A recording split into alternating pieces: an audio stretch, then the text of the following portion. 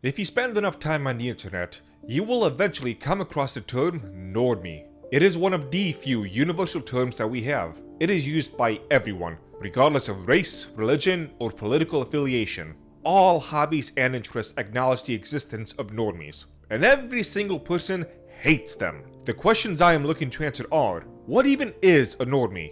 There is a universal disdain, but is there a universal definition? How did they get the bad reputation? And is this negative opinion at all deserved? And several other questions that spring forth from those. My main point of reference, given the nature of the channel, will be anime, video games, and tabletop gaming. But I will dive into other communities like sports or politics. But again, due to the universal nature of normies, it will all be done in an apolitical way. The first point to establish. Is normies just merely slang for normal people? I would posture that, while a normie must, by definition, be someone considered normal, that does not make all normal people normies. If we swing over to politics, you can see all sides of the aisle vying for what they would call normal. Most on the left, they wish for the LGBT, and especially the T, to be considered normal and accepted by society, so they can use whatever bathroom they identify with. Most on the right, on the other hand, wish to return to what they would call normalcy, which for them means you cannot use any bathroom you wish and must go with gender assigned at birth, and returning to things like being able to get a house with a white picket fence so they can just grill in the backyard. Both of these sides want to establish a grip on what normalcy is, and view the other as getting in the way of many other forms of normalcy. If normies are so hated, why, in the political and cultural space, is there such a raging battle to establish a grip on what is considered normal for society? Because normal people make up the vast majority of the landscape, and within the midst of normal people lies a large portion of normies. There is another term associated with normies, NPC. To be thorough in this treatise, NPC stands for non-player character, a term in video games to reference a character that only behaves in a pre-programmed manner. So is normie and NPC synonymous? Not quite. One should consider all normies to be an NPC, but not all NPCs are normies. Quickly going back to politics, we've seen people on both sides utterly obsessed with a particular tribe and talking points, to where they will flip their opinion on a dime once they get marching orders from some personality up above. We also see the same exact behavior in non-political spaces, such as comic books. People have made whole collages of tweets where people say they loved one comic book until their particular book daddy told them no, and suddenly they never liked that book to begin with. NPC behaviors also exist in video game communities. There are players who heavily obsess with whatever the meta of the current game is, and will only play around that meta. They look up guides online on how to min-max a character, and so long as they get the biggest number and see that W at the end of a screen, they are satisfied. Some, in certain multiplayer games, will go as far as to not even play their favorite games after a big patch or an introduction of a new character until enough data has been collected from other players, and they can know how to proceed. The idea of proceeding on their own is too foreign to them. They need outside guides to tell them exactly how to play and behave before they can touch their mouse and keyboard. They need someone else to give them their programming. I would consider these people NPCs, as their behaviors are utterly predictable and moves in the same direction as the wind blows, but I would not call them normies. So, to quickly summarize up to this point, all normies are normal people, but not all normal people are normies. All normies are an NPC, but not all NPCs are normies. Good, we're cutting away at the fat, getting to the meat of it all. To get a better picture of a normie, we should set up an example to see them in action. In tabletop RPGs, I'll just use Dungeons & Dragons for the example, as it's the most commonly known and got hit the hardest with the normie virus. D&D was its own niche community for years, decades even. Normal people hated it and its group of players, and made up their own stereotypes about every D&D player was. It wasn't even a mild dislike. With things like the Satanic Panic, it became a national scandal. But, for the most part, it did not matter. D&D had its own community. Slowly, over time, it grew. A lot of times, that is practically the only trigger for acceptance by a normal person, and by extension normies. The level of popularity in something. If enough people like a thing, it becomes normalized in people's minds, even if said thing does not change in between when a normie deems something disgusting and for losers, and when they fall madly in love with it. Just look at Marvel movies. The switch from comic books are for loser virgins to the Marvel Cinematic Universe craze was so swift and severe it gave me whiplash. One of the things that established D&D, and is the thing that personally made me fall in love with it back in 2006, is that it is a broad, wide open gaming system where you make the game around its malleable mechanics. Because of this, especially in the beginning, making a campaign or even making a single character could take hours upon hours. There is much to keep track of, sometimes a silly amount of math that needs to be done, all to find out if one number is higher than the other one. But you love this journey as you go to your destination, whatever that destination might be. You will create backstories for your character and build your stats, not for the adventure you expect to go on, but build your stats for that character. And whatever world they might find themselves in, so be it. As an example, I once had a human fighter. For these characters, constitution and strength are the most important. But my character was an old, chiseled veteran who has been around the block more than once. As such, his strength was lower than you would expect, but he has more points in charisma, normally a fighter's dump stat, the one no one cares about. The reason? I would have him use his speech to rouse and inspire his allies, intimidate his foes, or taunt them so they focus all their attention onto him. Was that the most optimal way to play a human fighter? God no, he died and his son had to take over eventually. But that did not matter, as it was the character's story and personality, and how that personality interacted with this unknown landscape that mattered. So, where do normies come in? Well, like we said, after a certain popularity threshold, normal people decide to give something a shot. Normal people, upon seeing the culture surrounding D&D and the work involved in the beginning, just to figure out what you're doing, ultimately do one of two things.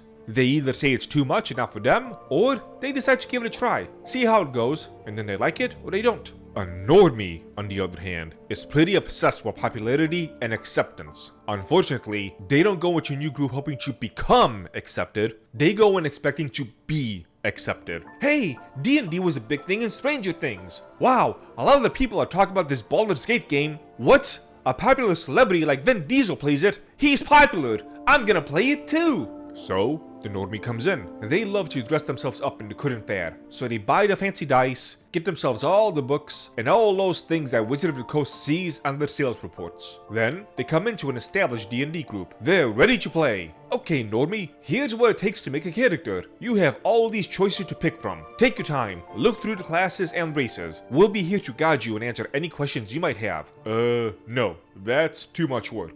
I just want to make a cool character and do cool things. We do too, normie, but there's a process to this whole thing. A journey that, nope, just help me make an awesome character with big stats. Well, we like to roll for our stats. In fact, some of us only build a character after we get our stats. So if you want to, nope. I might roll low. I want good stats and I want to fight big things. And if I might die, I get to try again. So change things up so I'm really strong and I can't die. We see some version of this problem everywhere. Finally, Death Note is so big. I was saying with him, Death Note, I used to hate anime my whole entire life. Until 2020, the first actual anime episode I ever watched was the first episode of Death Note. It was so good. Absolute masterclass, masterpiece. And it gives us several clues as to the nature of what a normie is. The core components that will apply to every normie coming into every field. There is a desire for the acceptance of all the high points of the hobby in question, but a rejection of all the hard work that went into making those high points. They want it simplified and streamlined. How often have we heard those words spoken, and how often did they herald the beginning of the end? This is different from making things easier to understand or clearer. You can make the options easier to find and understand, as opposed to taking options away so there's less to read or think about. An example for video games is the Elder Scrolls series. Going from Morrowind to Oblivion to Skyrim, there is a clear, streamlined effect that happened. Normies often act like a swarm of locusts. They come in, devour and destroy all in their path, and once the winds blow to the next flavor of the month, they leave a barren, or should I say, simplified and streamlined, wasteland in their wake as they move to the next target. You would think the companies in charge of this stuff would care that their product is getting destroyed, but unfortunately, they do not. Why is that? Let's rewind to what I said earlier. So, the normie comes in. They love to dress themselves up in the good and bad. So they buy the fancy dice, get themselves all the books, and all those things that Wizard of the Coast sees on their sales reports. I am by no means making a value judgment here. I have run my very niche anime-themed tea business for 10 years now. When you try to run your niche hobby business primarily on love, it will often slowly start to destroy the people who are trying to sustain it solely on love. Why is that? Allow me to remake the earlier shot to reintroduce a visual representation of the problem.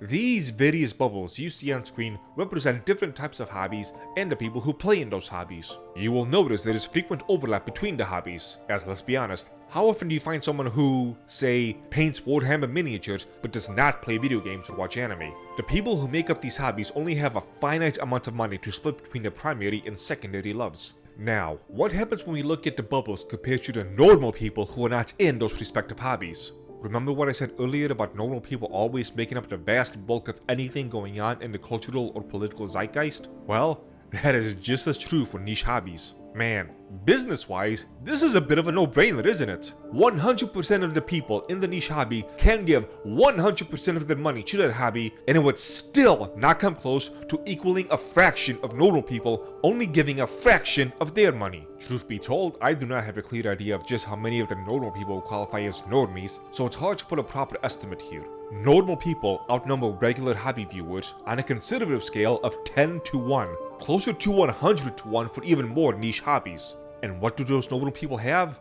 Money. Those normal people are the line between a company going bankrupt and making more money than they've ever dreamed of. And let me tell you, from personal experience, when you're struggling to make ends meet in a business and a lifeline of normal people is thrown your way, it is tempting in a way no one can really brush off. When I was offered full funding from a venture capitalist half a decade ago to launch my physical tea store, if I only dropped the anime theme to it, I did turn it down in that meeting, but I would be lying if I said I did not pause at the opportunity. The equation to these problems is actually incredibly simple, and is the answer to the gatekeeping question. Normal people are not the locusts. Normal people tend to enjoy just being along for the ride. I've introduced many normal people to both tea and anime, and at no point have any of these normal people done anything that would disgrace those hobbies. It is the normies that are the problem.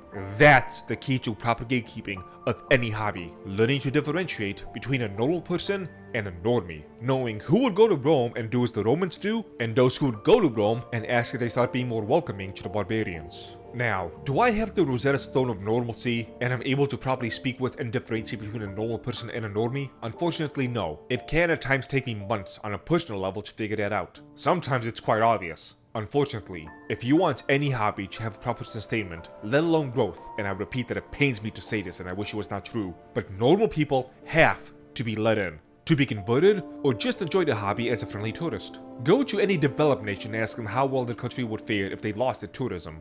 Unfortunately, this does run the risk of the Johnny Somalis of the world seeping in. So if you want to solve the never-ending battle between those who want to gatekeep their hobbies and those who say gatekeeping is bad and makes you an obnoxious elitist, this is your answer. Come together and figure out how to differentiate between the normal people from the normies, and then figure out how to remove the normies who manage to sneak their way in. I think I've laid enough groundwork where I can give a more solid definition and differentiation between a normal person and a normie. A normal person will go into a hobby unsure and curious as to what is actually going on. As they get explained and check out the starter packs of whatever journey they're on, they can decide if they wish to continue down the path or not. If they choose to continue down the path, a normal person will do the normal thing and seek to align himself with the pre-established customs and traditions of that hobby and its culture. Eventually, they can showcase a new mix of that hobby's customs and cultures with their own personal unique traits and thoughts, making sure not to break the established ways of that group. A normie, on the other hand, will go into the hobby and see how it can be tailored for them,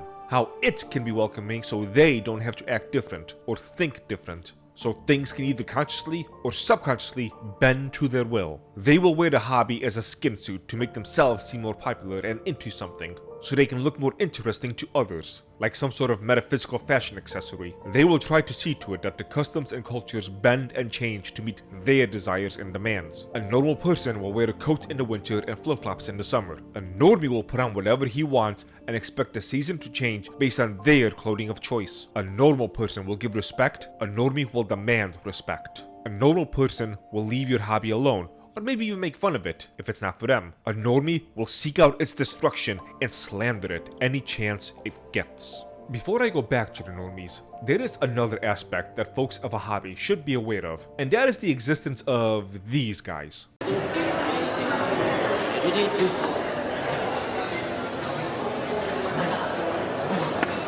Banana! Banana!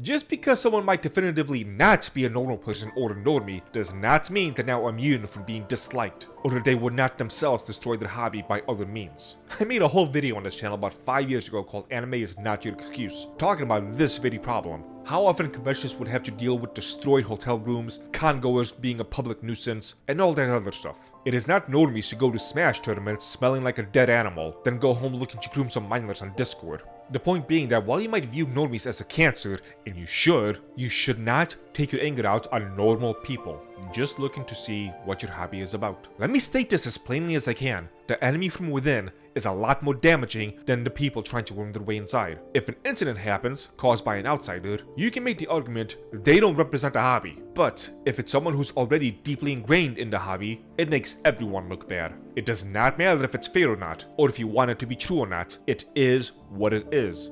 So keep that in mind if you're thinking about having some sort of hardline, no normal people ever stance. So tell me, was this treatise on normies enough?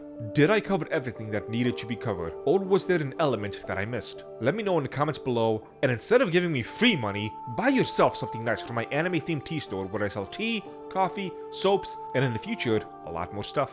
We're looking to upgrade the tea waifus to hand-drawn once we get the funding, and we're also looking to expand into the powdered drink market with our own unique formulas and blends. But such a thing can only be done with the support from others. So help this channel and the store continue to grow, where I will work towards setting up natural barriers to separate normal people from normies.